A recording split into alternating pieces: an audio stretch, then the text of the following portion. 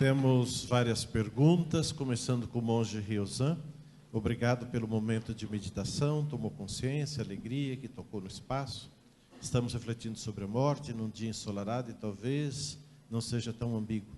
Vivemos bons momentos nesta tarde. Nutrimos nossa mente com conhecimento e nossas almas com orações e a preocupação de que, indiferentemente do nome que damos à nossa crença e que predomina é o amor. Obrigado. Aqui, então vem uma outra para você. Para o budismo, há diferença se o indivíduo é bom ou mau e para onde ele vai depois da morte? Nada dentro, nada fora, nada dentro ou fora. Nós já estamos aqui, não tem saída. Não tem para onde ir. Para onde você vai? A gente joga o lixo aonde? Na Terra? No universo? A gente está aqui, não tem para onde ir. E para o budismo, acho que é importante, isso eu não disse, né, na minha fala, vida-morte é um processo contínuo. Nós estamos o tempo todo num processo de assimilação e desassimilação. A gente está nascendo e morrendo o tempo todo. D.T. Suzuki, um dia ele estava numa faculdade, num auditório para cientistas e alunos, estudantes. Ele disse assim: quem estava no momento da criação do universo, por favor, levante a mão. Ninguém levantou. E ele, 70 aninhos, né, ele levantou o braço. Assim, como assim? O senhor não tem nem 70 anos, estava presente quando o universo estava sendo criado? Sim, porque ele está sendo criado agora, não está? Não é verdade? Então, nascimento e morte é um processo contínuo. Nós temos um sutra que ele é a síntese de uma coleção de 600 volumes escritos que são considerados a literatura de sabedoria do budismo. E esse sutra faz essa síntese em uma página. Em duas linhas desse sutra, eu vou citá-las. Ela diz assim: sem velhice e morte. Então ela faz essa afirmação que, puxa vida, a gente está tão cansado de saber que a gente envelhece e morre, não é? Então ela diz, sem velhice e morte. E na linha seguinte ela diz, e sem fim a velhice e morte. Obrigado. Mãe Rita, comente um pouco mais sobre a dessacralização. A dessacralização.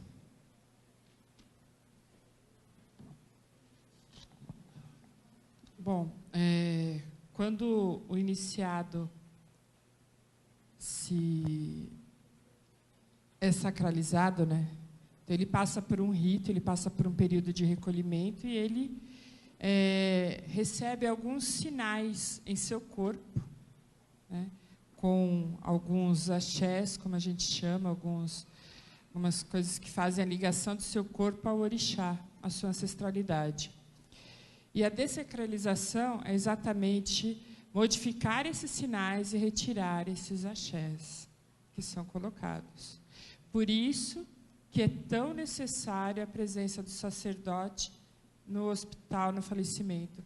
Quando isso não acontece, muitas vezes esse rito acaba sendo feito onde está sendo feito o velório, que tanto pode ser na casa de santo, ou se a família quiser, num local de velório mesmo, no cemitério, entendeu?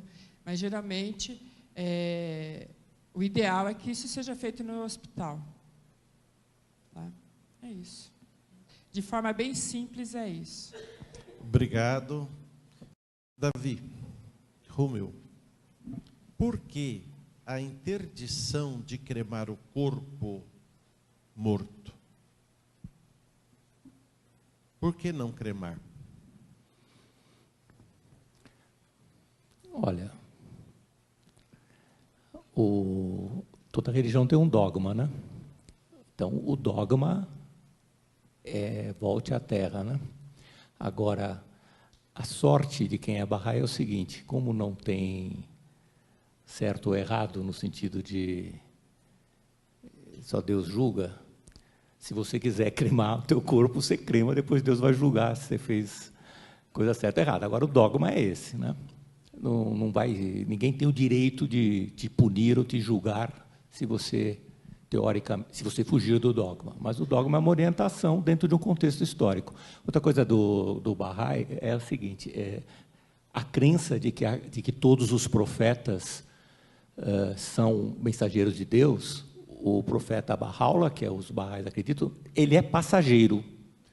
Então, é uma religião interessante, uma religião histórica. Ela está dizendo que ela vai acabar em determinado momento. Quer dizer, vai ter um outro mensageiro que vai chegar um dia e vai ajudar a humanidade a dar um novo salto. Então, ele acha que ele traz uma mensagem. Eu não vou ficar falando aqui de Bahá'í. Ele fala de ecologia, fala de homem e mulher, fala de um montão de coisas, né? Abdul Baha ficou 40 anos preso só escrevendo, né? Então, ele escreveu muito, de várias coisas. Então, é muito amplo os seus ensinamentos, porque virou religião, acabou virando um dogma. Mas, como está dizendo, o dogma é esse, teoricamente você não vai ser punido, porque só Deus te julga, e talvez venha um outro profeta lá na frente, que vai dizer que pode cremar, pode...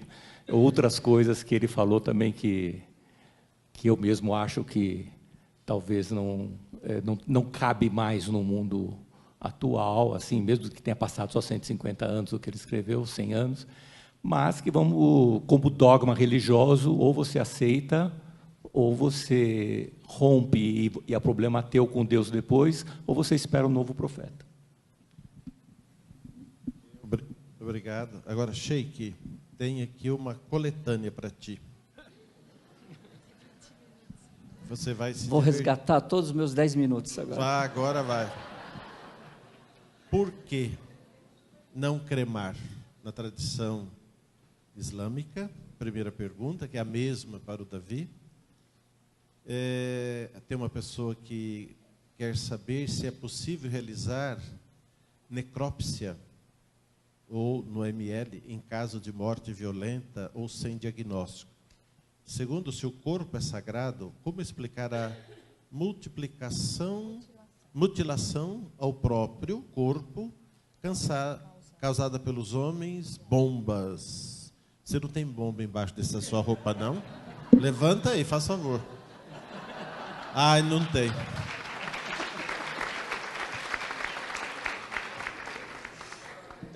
Eles não vão contra os preceitos do Islã, então tem essa questão, tem essa aqui do cremar, tem uma outra aqui, como seria explicado, interpretado o juízo final? O que é o juízo final para o islamismo? E no caso do caminho do inferno, não haveria possibilidade de regeneração? Não tem o purgatório? E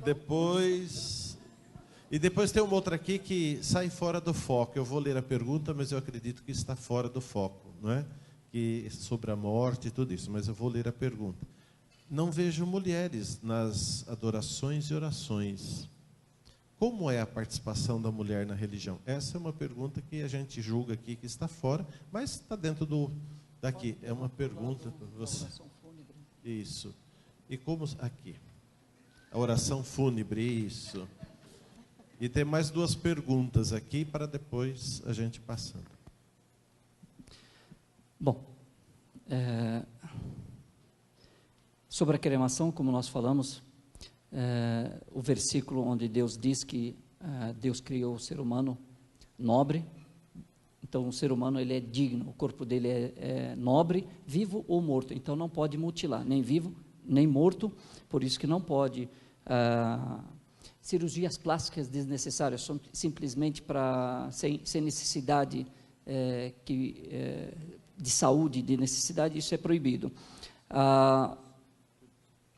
A cremação é por conta disso, porque o ser humano, o corpo dele é digno, não pode profaná-lo, não pode mutilá-lo, e a cremação ela vai contra isso, é um tipo de mutilação, e a forma correta, digna, é enterrar. Para nós, muçulmanos, a forma digna é enterrá-lo.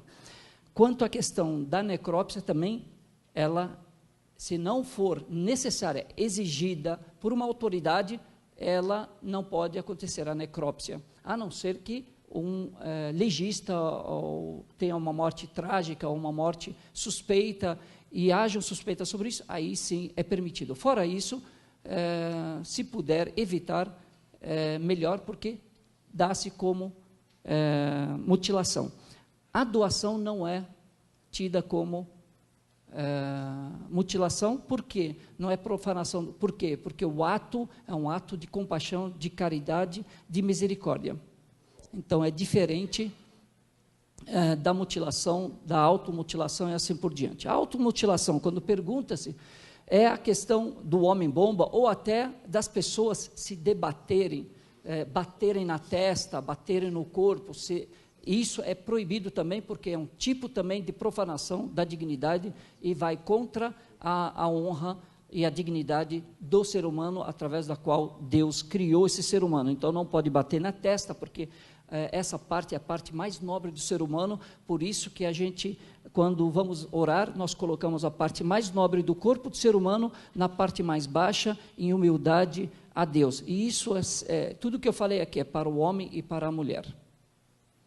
E a questão do homem-bomba, é proibido, o suicídio também é proibido, é um ato de desesperança, é um ato de impaciência e também de mutilação. Alguns sábios falaram, só em situação onde, por exemplo, estamos aqui, entraram alguns bandidos, e a pessoa que está aqui, está mais próxima, avaliar que se ela se jogar para cima, ela vai morrer, mas ela vai defender as demais pessoas que estão aqui e colocá-las em segurança e evitar o mal, aqui ela passa a ser um herói e não um suicida. Perfeito? Então, a legítima defesa, isso vai caracterizar-se a partir do ato que ele fizer. É para o bem ou para o mal.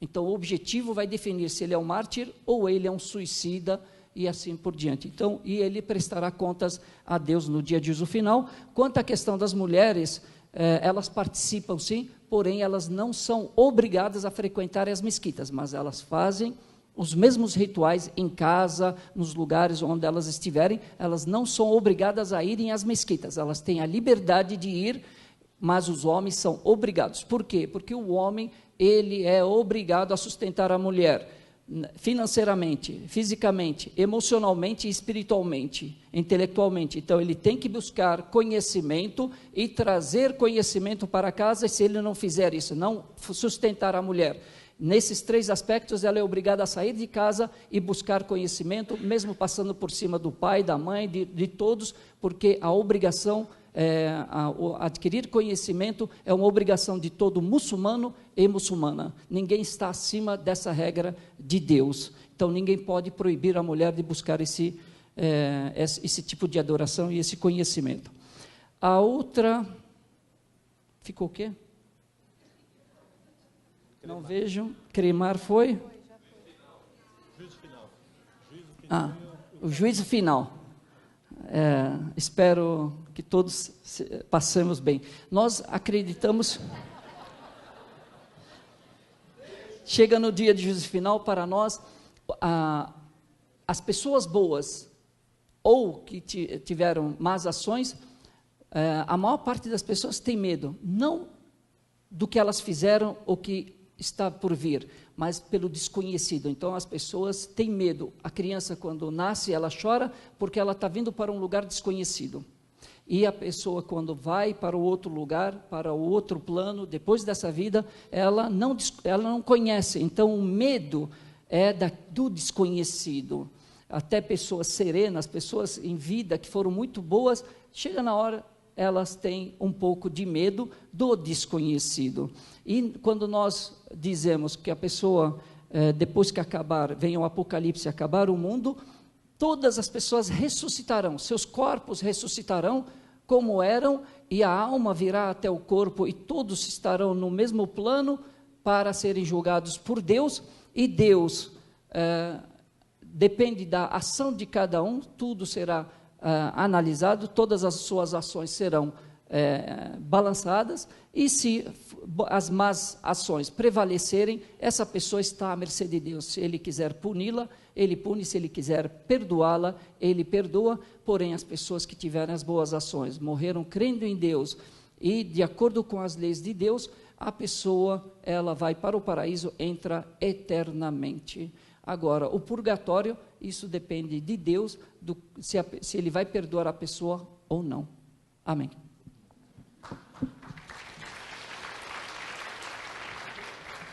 Doutor Marcelo, obrigado pelas elucidações.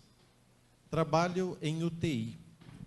Gostaria de saber se para pacientes que estão em coma, sedados, mantidos sobre aparelhos, há um desligamento do corpo e espírito. Há como poder entrar em contato ou fazer alguma intervenção espiritual para poder auxiliar nesse momento de sofrimento? Então, depois da pergunta do Dr. Marcelo, nós temos mais uma pergunta a cada um deles, é bem rápida, e a consideração final, e nós já estamos terminando, ok? Dr. Marcelo. Isso. Basicamente, em todas as tradições religiosas, se fala da importância da prece para os vivos, para os mortos, enfim, a importância da prece para o espírito, em qualquer condição em que ele se encontre. O paciente na UTI, ele não está consciente, ele não está manifestando, mas dentro da doutrina espírita entendemos que a consciência continua a existir na forma espiritual, da mesma forma como existe na forma física. Ela apenas não está conseguindo se manifestar. E o espírito pode estar presente naquele momento, junto ao corpo, né? Ainda existe a ligação, a vida está sendo sustentada e o espírito está presente. Pode estar totalmente independente do corpo, presenciando tudo o que está acontecendo. Então, as preces são muito importantes. Eventualmente, se pode até tentar fazer o contato com essa consciência, ver se ela pode se manifestar de outras formas que não seja através do seu corpo. Tudo isso é lícito dentro do espiritismo. Ok, obrigado. Dentro da sua pasta, tem esse papel aqui, é de uma avaliação. A coalizão ficaria imensamente grata se você fizesse a avaliação e entregasse ao Aparecido e o José Mário aqui, ó. Ok? Aqui bem os dois sentados aqui. Faça a avaliação e coloque. Uma pergunta a todos, a quem quiser responder, é claro. E uma consideração final. Que palavra última você diria para esse grupo? Primeiro, a pergunta é essa: o que é o fenômeno do corpo incorrupto? Davi, você tem essa? O corpo incorrupto. Aquele que mumifica, não morre, não decompõe. Na tradição Bahá'í diz alguma coisa? Não? Na espírita diz? Também não. Temos explicações clínicas, né? Que às vezes são confundidas com explicações religiosas, né? Condições de oxigênio, condições diversas fazem aquele corpo mumificar, né? E isso às vezes é considerado um milagre, né? Não temos notícia de que se aquela mumificação, aquela preservação foi feita à custa de um milagre ou de condições naturais, cada caso é um caso. Dentro do espiritismo, essa discussão não tem valor, porque o corpo deixou de ser o instrumento do espírito, então o que acontece ali com o corpo não tem mais importância religiosa. Ok, obrigado. Sheikh? Os profetas, os corpos de todos os profetas na religião islâmica, eles não se deterioram, e também dos mártires, aqueles que defenderam a justiça, defenderam a sua pátria, a sua riqueza, a sua nação, que morreram com algum objetivo nobre, não como agressores, mas como legítima defesa. E as pessoas boas que fizeram boas ações durante sua vida, fizeram bem para o próximo. Obrigado. Rabino? Monge?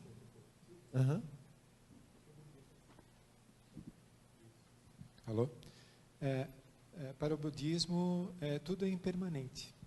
Não há nada que não seja permanente. Mesmo um corpo incorruptível, daqui a 1 milhão de anos, será que ele está incorruptível? Tudo é impermanente. Não há nada que seja permanente. Pastora? Não? Não. O que você, Davi, diria para esse grupo a partir do dia de hoje? Uma palavra assim, uma frase, um pensamento de 30 segundos, como foi determinado por meu irmão Rabino aqui. A mim. Não, só que... Desculpa, vou ter que falar um pouco mais. Todo mundo, todas as religiões têm uma história do Adão e Eva, né? E a gente sempre tem a história de que, em determinado momento, Deus expulsou as crianças do paraíso, né?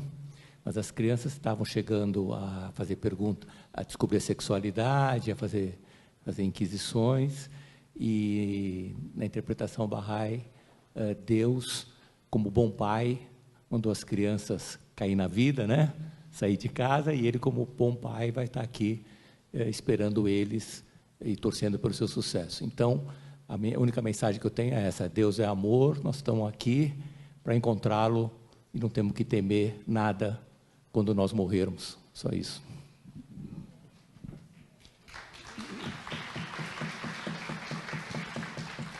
Marcelo? Posso me dirigir aos profissionais de saúde aqui presentes para que valorizem cada vez mais a dimensão espiritual, religiosa dos pacientes, para ajudá-los a se libertar do sofrimento, porque as religiões trazem interpretações de significado, de propósito, que podem diminuir demais o sofrimento.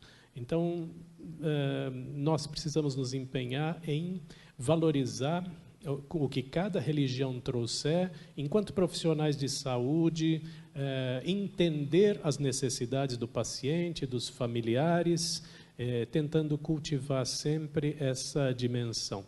Sempre com muita informação. Informação é uma ferramenta importante para que nós possamos tratar bem de todos os nossos assistidos. Informem-se sobre os aspectos predominantes das religiões dos seus pacientes e façam assim um atendimento melhor.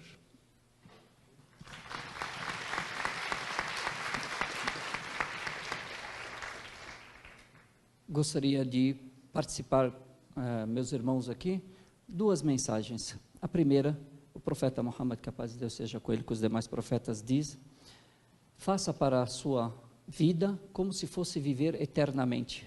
Trabalhe para essa vida como se fosse viver eternamente, e trabalhe para outra como se fosse morrer amanhã. E aí nós conseguiremos encontrar o equilíbrio entre o espiritual e o material. E o segundo é para todos os profissionais, tanto da saúde, em todos os momentos, em todos os locais, em todas as áreas. O profeta Muhammad, que a paz de Deus esteja com ele, diz: faça o que você quiser, do jeito que você empresta, lhe será emprestado, do jeito que você dá, você receberá. Portanto, ao dar dignidade ao outro, independente se ele de uma religião, de um ritual diferente do seu, que você não concorda, mas ao passar dignidade, um dia passará-se dignidade para você também, quando você mais precisar. Passar respeito, recebe respeito. Desrespeito, um dia alguém te desrespeitará. Então, faça o que você quiser, do jeito que você dá, receberá. Peço a Deus que nós só façamos o bem, para podermos só receber o bem.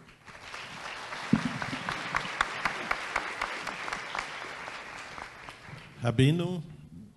Davi falou de Adão e Eva. Vou falar da história seguinte da Bíblia, que é a história da Torre de Babel. Na Torre de Babel, os seres humanos, de posse da tecnologia da época, que era o tijolo e a argamassa, acharam que podiam se transformar em deuses. Né? Ergueu uma torre até os céus e se transformar em deuses. O que alguns leem como punição, que foi espalhar as pessoas pelo universo e dividir as linguagens, eu vejo como bênção. Quando as pessoas todas pensam iguais, elas passam a achar que essa ideia monolítica, essa opinião monolítica que elas têm, as transformam em Deus. Quando existe o debate de ideias diferentes, as pessoas crescem e percebem o seu papel no mundo. Então, que percebamos todos o papel, a beleza da nossa diversidade, o papel da nossa diversidade para nos ensinar que cada um de nós tem sua função e que juntos podemos muito mais. Obrigado.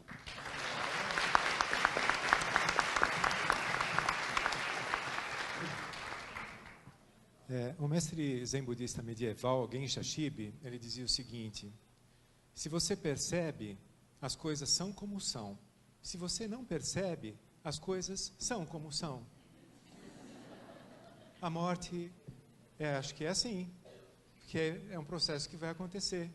Agora, se esses olhinhos que já viram tantas coisas maravilhosas nesse mundo, ainda não aprenderam a confiar no que vem após a morte, a gente vai confiar em quê?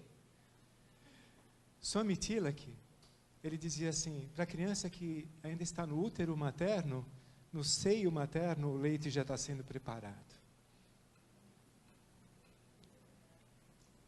A minha mestra, quando ela é perguntada sobre a vida após a morte, ela varia um pouco as perguntas, ela considera um pouco o momento da pessoa, mas ela costuma dar uma eu acho genial. Ela diz assim, você está fazendo a pergunta errada. Você não quer saber se há vida após a morte, porque isso você já sabe, você já passou por isso. Você quer saber se após a sua vida há morte ou não. Por quê? Veja bem, porque quando nós nascemos, onde a gente estava? Quando nós nascemos, não havia morte? Não é isso? Então, esse processo todos nós passamos. Então, a nossa pergunta é, após a nossa vida, há morte ou não? Porque o que acontece no nascimento, nós já passamos. Obrigado. Pastora Neuza. Acho que deu para a gente perceber que nas nossas falas nós temos muito mais em comum do que diferente, né? Existem em muitos momentos eu percebi, enquanto luterana, né, a mesma maneira de pensar e de crer no judaísmo, no budismo, no cuidado com o corpo, no cuidado com a pessoa. Quer dizer, para mim, né, existem muito mais coisas que nos aproximam do que nos separam. E o que a gente está fazendo aqui, né, é um exercício, né, de aproximação, de conhecimento, né, e eu acho que isso que é importante. E eu queria trazer uma coisa que eu, nas pesquisas, nos textos, andei procurando, né, eu lembrei do Guimarães Rosa, diz, o importante não é chegar e nem partir, é a travessia. E Deus nos dá pessoas e coisas para aprendermos a alegria. Depois, retoma coisas e pessoas para ver se já somos capazes da alegria sozinhos. Essa é a alegria que Ele quer. Guimarães Rosa para a gente. Boa tarde. Mãe Rita. Obrigado.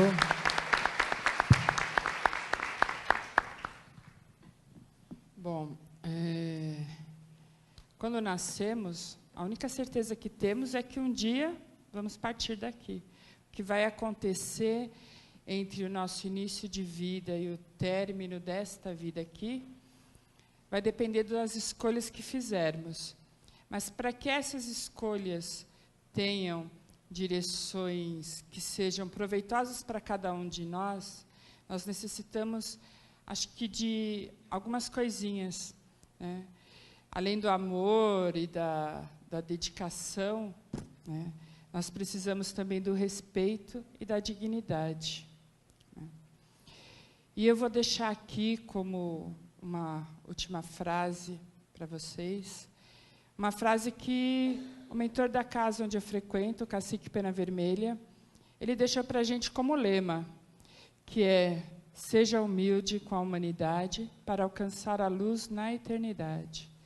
Então, é essa frase que eu deixo para vocês hoje. Obrigada. Obrigado.